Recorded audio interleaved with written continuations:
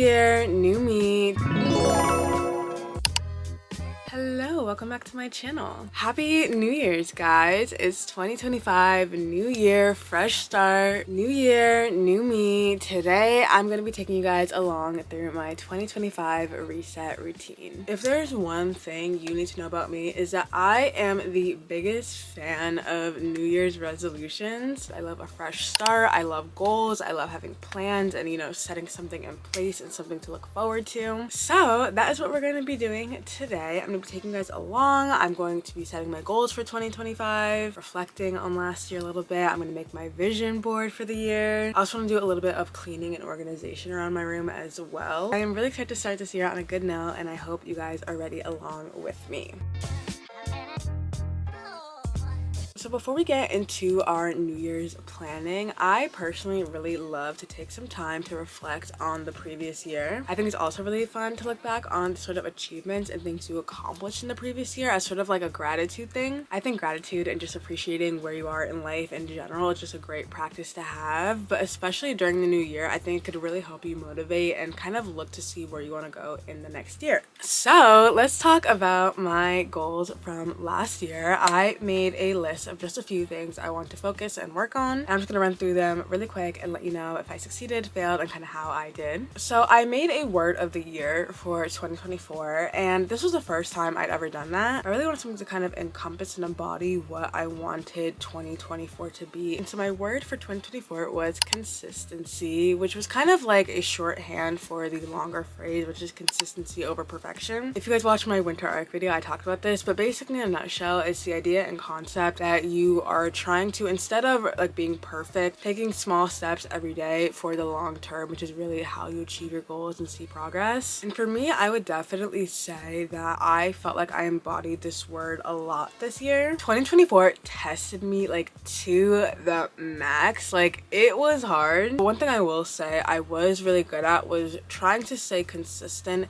and constantly making efforts to improve my situation or work on what was going on. So for that one, I'm going to say that I did. And then my next goals were kind of like actual resolutions and stuff I wanted to complete. The first ones were kind of centered around fitness, started going to the gym and eating healthier, calorie tracking, deficit, the whole works. And I'm definitely gonna say that I did this one. 2024 was definitely like my year of jump-starting my fitness and wellness kind of portion of my life. I was in the gym between like 4 and 6 days a week for a good portion of this year, and I credit myself a lot for that. My next goal was for reading, and I set a lot of specific goals for my reading in 2024. So 2024 is kind of going to be my redemption tour. I had like a bunch of goals of like what I wanted to read and how it's going to come back, and then life just kind of shit on me and that didn't happen. And then my last big goal was for my self-care and my skincare specifically, and I'm going to say that I did this like halfway. I'm really good at staying consistent with my skincare on like the weekdays. Most days when my schedule is normal, I'm coming home at a regular time, but like, I'm not gonna lie, on like weekends or if I'm out really late, I just don't do it. So this is like a half. I definitely established like what my skincare routine is, but I wasn't 100% consistent throughout the whole year. Okay, and then our last bit of reflection I like to do is just really quickly to just go over my accomplishments and kind of what I achieved during the year. And there's a lot of things that I accomplished and did that weren't on my goals or what I wanted to accomplish in 2024, but I still think they're major feats. The first is that I got a new job waitressing, and this job has opened me up to so many things I cannot even describe to you. First of all, money, of course. I got my first car. I bought it myself. No co-signer, no nothing. All me. I took home Aubrey in July, and I absolutely love him. I also think in general, this job just made me a more social person. Going along with that, another kind of accomplishment I had this year was like, this year was kind of like the most social I've ever been in my life, which was really unexpected for me. I didn't go into 2024 like trying to make new friends. This year I also also transferred into communications from my business school, which I was in. I am in college. I'm in my 3rd year, a junior, and I transferred into comms after 2 years of freaking struggling in business, which is a really hard decision to think about and eventually come to, but I'm so happy I did. And then my last kind of accomplishment I had in 2024 was I went to my first music festival. I went to Guffball in July and I saw Sabrina Carpenter, 21 Savage, and Sexy Red. But yeah, that is my 2024 kind of in review, the goals I had, what I accomplished, what went on. And now we're going to move into another thing I like to do for the new year, which is what I like to call a life audit.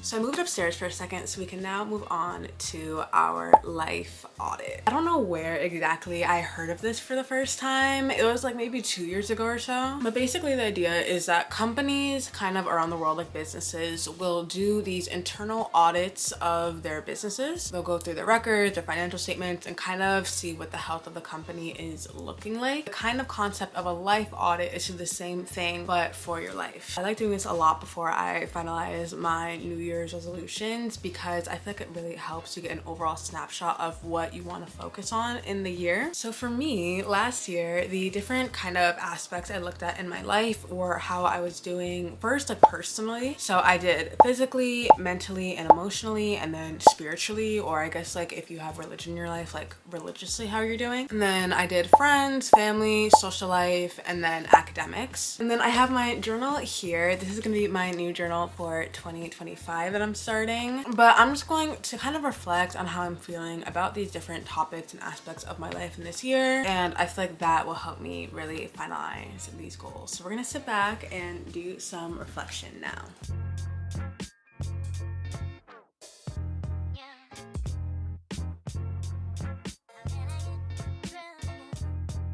Okay, so I just finished up with the journal and that really helped me finalize my New Year's goals. So I'm officially going to kind of share those with you guys now.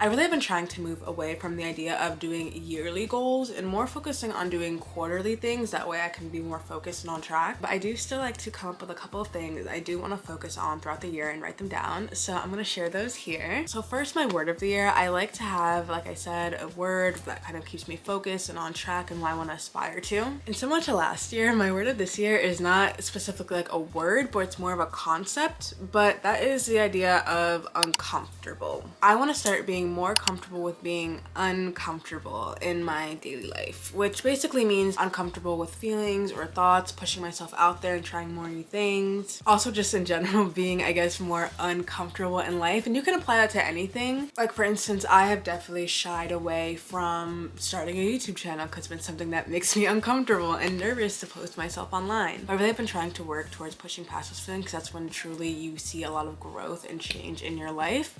So yeah, that is what I'm focusing on this year for my word of the year. And then I have a couple of goals that I want to focus on along with that word of the year. So the first is to focus on my YouTube channel, which I'm doing right now. This is something I started at the end of last year, but I've wanted to be on social media for a long time and I really want to work on it as my hobby. I really have fun with it. Next is my internship, which currently is non-existent at the moment. I still need to work on that, but that is something I do need to work on because I am a junior in college, which means it's definitely internship season, and if I want to actually have a real world job, I need to start making efforts towards that. And then my next goal was to really start focusing on prioritizing my mental health and my well-being. I feel like this is something I've been doing on and off for years, but I really this year, like not saying I'm gonna like get to the bottom of it, but I really want to make it a priority. I feel like that is like the underlying cause of like 99% of my problems, the fact that there's so much going on up here. I used to read 25 books, which I debated putting a number on this one because the numerical amount doesn't really matter. I just want to read more in my everyday life and incorporate it into my routine. But you are supposed to make your goals specific, so I put 25 just in case. That's more than I read last year, and I don't know, 2025 just made sense to me. And then finally, like I mentioned earlier, is to journal. I want to do this at least 4 times a week. week. Ideally, it'd be to do every night before I go to bed. I have this whole night routine envisioned in my mind of when I journal and then read before bed every night. So I really want to start getting into the practice and groove of that every single day. But obviously, you know, things might happen. So I hope to journal at least a couple days a week. And yeah, so that was my 2025 goals. I'm glad we have all of that outlined. Now that we have all that done, I think it is time for our vision board.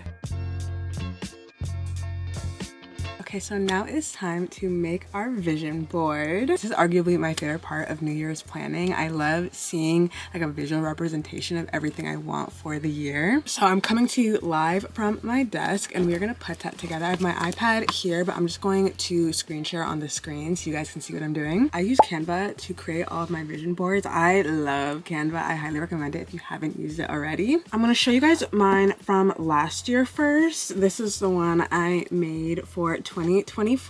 I do like it and it's very pretty. I will say it's very motivating, like eye-catchingly wise. But this year on my vision board, I definitely want to make it more focused and like actionable. Probably use less pictures and reflect more of exactly what I want my goals to be. So I'm gonna go on Pinterest and we are gonna search for some ideas. So let's do some picture hunting.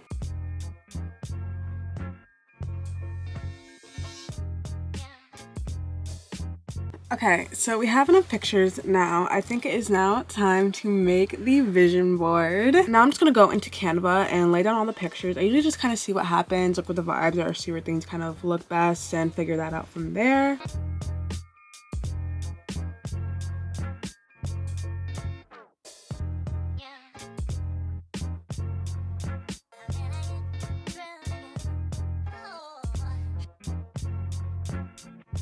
Okay, I think we are all done with the vision board. I'm just gonna kind of explain all of the different parts of it so you guys can see what everything represents. On the top left, I have a camera to kind of show that I want to do YouTube and what I'm doing on social media. Then I have this picture of journaling. I put a Stairmaster to represent gym and just overall fitness and well-being and health. Picture on the right is a little bit of study inspo. I'm still in school and college to finish the year off strong. On the bottom left, I found a quote that says, "Old ways won't open new doors," that I put, and I really like it because I feel like it kind of goes along with that like comfortable, uncomfortable thing I got going on for this year. I put a picture of girls dancing and having fun, which again isn't a goal, but like I said earlier, one of my big kind of surprising wins of 2024 was kind of all the new friends I made in my social life, so that's something I definitely want to continue. I included some books as well for my reading goal, a girl and just like a towel with a face mask to kind of represent like self-care and taking care of myself. And I have a couple other quotes around self-love and other like kind of like courage quotes around, and yeah, I'm just really excited with how this turned out. I love it. I'm gonna put it right on the front page of my Notion where I put all of my like yearly resolutions and goal setting and stuff like that. But now I think that kind of concludes all of the beginning of the year planning I wanted to do in my reset routine. Now it's time for phase 2, which is the cleaning. Arguably the less fun part, but it is necessary and I love starting off my year in just a fresh, clean space. So I think we're gonna do that. My room is not really messy right now. I kind of did a big clean when I put away all my Christmas decorations, but I definitely want to go around and do all of like the kind of cleaning things I don't normally do, like dusting, vacuuming, sweeping, my mirror, stuff like that. Also, my big task for this New Year's reset routine is to clean out my clothes. So yeah, I think we're gonna have a little bit of a cleaning session. I started listening to Atomic Habits by James Clear, the like productivity book. I wanted one of my first reads of the year to be a nonfiction to set me off on the right track, and I feel like everyone's read this at this point, so I want to give it a go. And I think we'll listen to a little bit of that while we clean.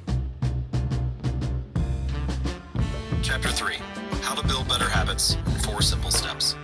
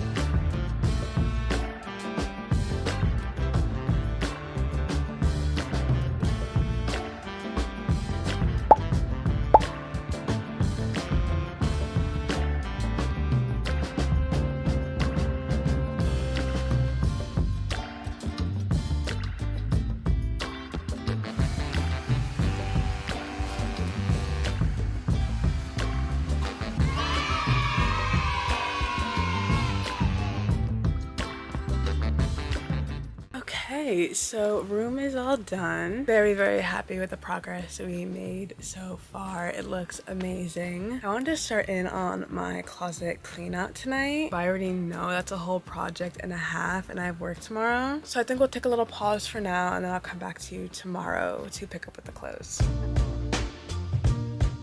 Yeah.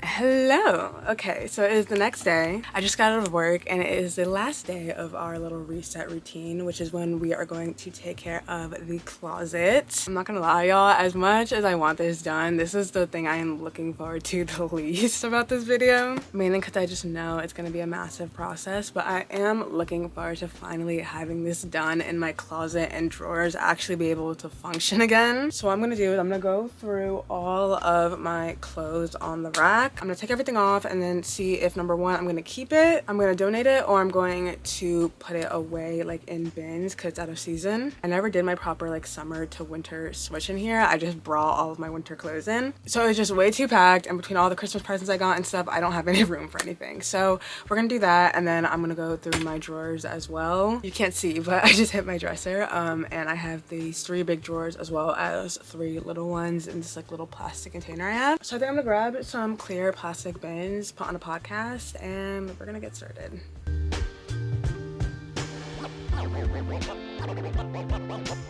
Always had a way to make it work and find another route. All the piles are on my bed here. I separated everything out into donate, what I'm putting away, and then keep on here. But I'm gonna hang everything back on the rack. And I found a bunch of white hangers, which is awesome. So now I can make everything match when I hang it up, so it looks all nice and cohesive. The closet is nice and organized. Now it's time to tackle my dresser.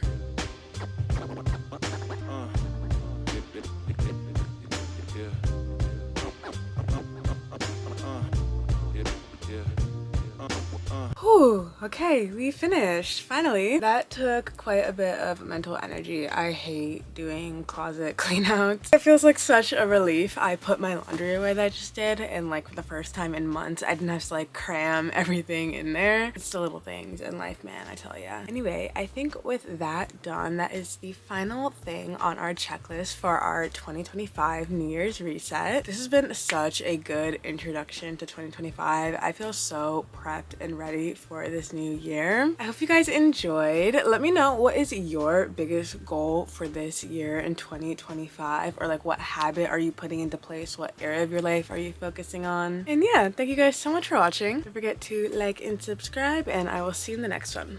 Bye. Mwah.